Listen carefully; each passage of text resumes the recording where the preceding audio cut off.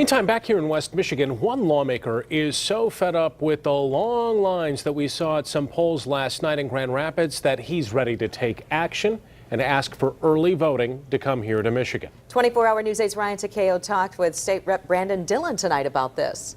Dillon represents Grand Rapids, parts of Grand Rapids anyways. He points to 32 states plus D.C. that allow early in-person voting, and he thinks that could alleviate some of the long waits seen yesterday.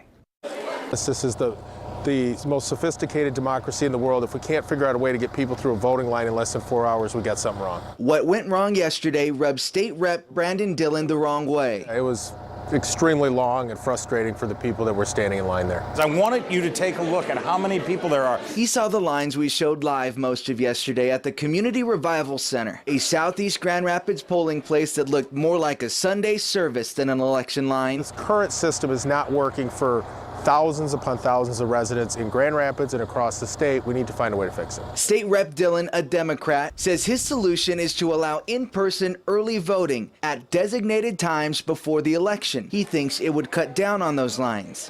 I think that it is incumbent upon us to look at no reason absentee. Secretary of State Ruth Johnson, a Republican, supports an offshoot of early voting, which would allow absentee voting, no matter the reason. As long as we have the same standards that we do now for integrity when people show up to the polls, so that we can cut down on these lines too. But both might not be a quick fix. In Florida, a state with early voting and no reason absentee, there were still 5 or 6 hour long lines at some polling locations.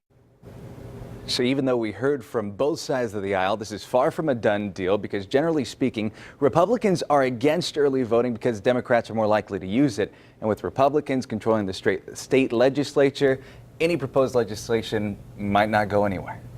It's frustrating because it seems to pop up every election season. A couple ideas there. Yeah. Thank you, Ryan. Thanks, Ryan.